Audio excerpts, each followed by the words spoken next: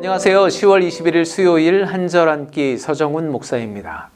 우리가 영상으로 만나긴 하지만 제가 이렇게 인사드리면 저에게도 인사하시는 분들이 계시더라고요. 저는 그동안 듣지 못했는데 오늘 그래서 제가 다시 인사드릴 테니까 여러분도 저에게 반갑게 인사해 주시면 감사하겠습니다. 샬롬, 안녕하십니까? 서정훈입니다. 네, 반갑습니다. 감사합니다. 네, 오늘 함께 나눌 본문은 예레미야 50장 11절부터 20절까지의 말씀인데요.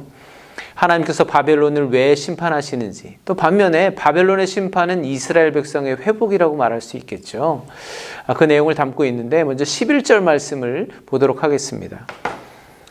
나의 소유를 노력하는 자여, 너희가 즐거워하며 기뻐하고 타작하는 송아지같이 발굽을 구르며 군마같이 우는도다. 아멘. 바벨론이 심판받는 가장 큰 이유는 이스라엘을 노략하였기 때문이다 라고 말씀하시는데, 전에도 말씀드렸지만 제 생각에는 좀 아이러니한 상황인 것 같습니다. 왜냐하면 하나님께서는 바벨론을 심판의 도구로 사용하셨잖아요. 그렇게 쓰실 때는 언제고, 이제 와서는 다른 나라 페르시아를 통해서 바벨론을 심판하시겠다고 예언하고 계신 거거든요. 그런데 바벨론이 유다만 콕 집어서 그렇게 무너뜨린 것이 아니라 그때 근동의 많은 주변 국가들을 다 점령하면서 그 가운데 이스라엘, 유다가 속해 있었던 거잖아요. 그리고 여러분, 이 이스라엘은 하나님께 늘 불순종하고 우상 숭배하고 말도 듣지 않고 그렇게 행악을 행했던 자들인데, 그들을 혼냈을 뿐인데 이제 와서는 그렇게 했던 바벨론을 심판하시겠다고 하니까 인간적으로 볼 때는 조금 아이러니한 상황이 아닌가 그렇게 생각해 볼 수도 있습니다. 그런데 오늘 말씀을 보면요, 하나님의 마음이 어떤가를 조금 우리가 읽을 수 있을 것 같습니다. 11절 가장 앞부분에 보면은 하나님께서는 이스라엘 백성을 나의 소유, 나의 유산, 나의 기업이라고 말씀하고 있습니다. 아무리 말해도 듣지 않고 하는 짓은 다 행악한 뿐이고 하나님 앞에서는 늘 형식적인 종교 행위만 할 뿐, 실상은 우상 앞에 가서 절하며 우상 숭배를 하던 그 이스라엘 백성을 내 소유라고 칭하고 계신 겁니다. 저는 이 단어 하나를 통해서 하나님의 사랑은 정말 측량할 수 없을 만큼 크고 놀랍구나 다시 한번 깨닫게 되었습니다.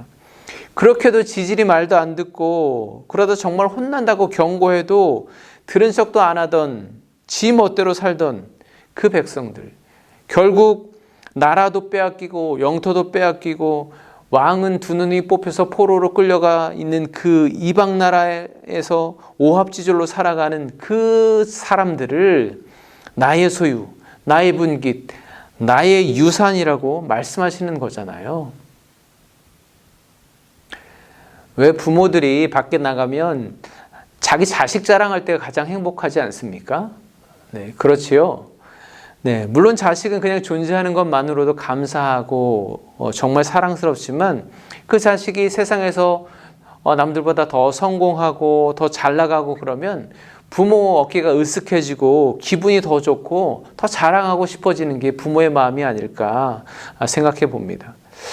또 반대로 혹시 자식에게 어떤 허물이 있으면 그보다 더 죄인처럼 살아가는 존재가 바로 부모이죠.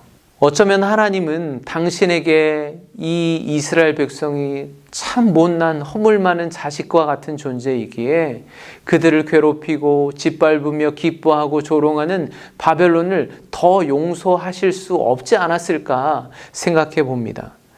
아무튼 저는 이 말씀을 묵상하면서 그렇기에 하나님은 나같이 허물 많은 자도 품고 용납하시고 사랑하시는 하나님이실 수 있구나라는 것을 다시 깨닫게 됩니다. 오늘 본문에는 하나님께서 페르시아를 통해서 바벨론을 어떻게 징계하실지 짤막하게 소개하고 있는데요. 15절에 보면 이런 말씀이 있습니다. 여호와께서 그가 행한 대로 그에게 내리시는 보복이라. 여호와께서 바벨론을 보복하시겠다고 말씀합니다. 정말 무서운 말씀이죠. 하나님께서 보복하신다면 그 보복이 얼마나 크고 두렵겠습니까? 그런데 여러분, 이 보복이라는 말은 사람과 사람 사이에서 사용되는 말입니다. 남이 나에게 해를 준 만큼 나도 그에게 똑같이 해를 주는 게 보복, 복수, 안갚음입니다. 그런데 하나님은 사람도 아니신데 굳이 보복하시겠다고 하는 거예요. 그냥 심판하시면 되는데요. 왜 그러실까요? 하나님은 바벨론에게 보복하겠다고 하십니다. 안갚음 하시겠다는 거예요. 저는 이 말씀에서 하나님의 감정이 느껴졌습니다. 왜 사람이 보복하고 복수하나요? 내가 받은 상처와 피해를 그 사람에게 똑같이 되갚아 주지 않으면 내 마음의 상처가 또 내 감정이 회복되지 않기 때문에 그렇게 하는 겁니다. 어쩌면 지금 하나님의 마음이 그렇다는 거예요. 내 자식을 노력하고 즐거워하며 타작하는 송아지같이 짓밟은 바벨론에게 똑같이 되갚아 주지 않으면 내 마음이 편치 않다라는 것을 하나님께서는 말씀하고 표현하고 계신 것이 아닐까 생각해 봤습니다. 제가 너무 이 크고 전능하신 공의로우시고 선하신 하나님을 너무 인간적인 측면에서만 이해하는 거 아닐까 생각하실 수도 있겠는데, 우리가 성경을 보다 보면요, 하나님께서는 언제나 중립적이신 심판관의 모습인 것보다 지극히 편파적으로 보복하시는 그런 하나님으로 표현되는 경우가 훨씬 많은 것을 우리가 알 수 있습니다. 하나님은 이스라엘뿐만 아니라 고아, 객, 과부와 같은 연약한 자들의 편이 되셔서 그들을 위해서 변호하시고 어쩌면 과하다 싶을 정도로 그들을 대신해 보복하시는 경우를 우리는 쉽게 찾아볼 수가 있습니다. 그러니까 여러분, 지금 혹시라도 여러분을 대적하는 누군가로 인해서 힘들고 억울하고 원통한 일을 겪고 계십니까? 하나님께서 여러분의 편이 되어 보복해 주실 것을 확신하시고 모든 염려를 주님께 내려놓고 주께 피하시기를 간절히 소망합니다.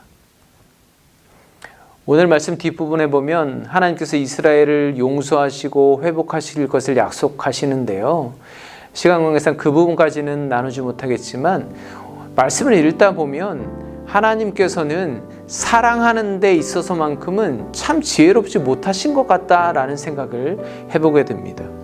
당신의 소유된 백성들, 우리를 향한 하나님의 생각은 언제나 평안이고 미래와 소망을 주려는 것이라고 말씀하고 계시잖아요. 제가 좋아하는 어떤 찬양의 가사에는 하나님, 당신은 사랑의 눈먼 주님이라고 표현하는데 정말 그런 것 같습니다. 하나님께서는 이 패역한 이스라엘을 나의 소유라고 칭하십니다.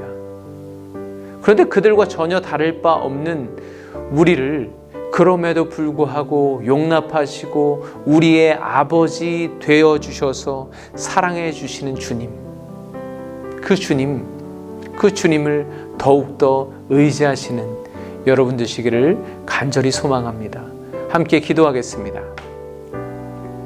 하나님, 때로는 나 스스로도 용납할 수 없을 만큼 허물이 많은 나인데 주님께서는 너는 나의 소유, 나의 것이라고 칭하여 주시니 그 은혜에 감사합니다. 나는 주님의 것이기에 세상의 어떤 권세도, 물질도, 건강도, 사람도 결코 나를 소유할 수 없음을 기억하고 오늘도 하나님의 통치하심을 바라며 살아갈 수 있도록 인도하여 주시옵소서. 예수 그리스도의 이름으로 기도합니다. 아멘. 여러분은 하나님의 소유입니다. 오늘도 하나님의 통치하심 가운데 복을 누리시는 하루 되시기를 간절히 바랍니다. 내일 목요일 아침에 다시 뵙겠습니다. 감사합니다.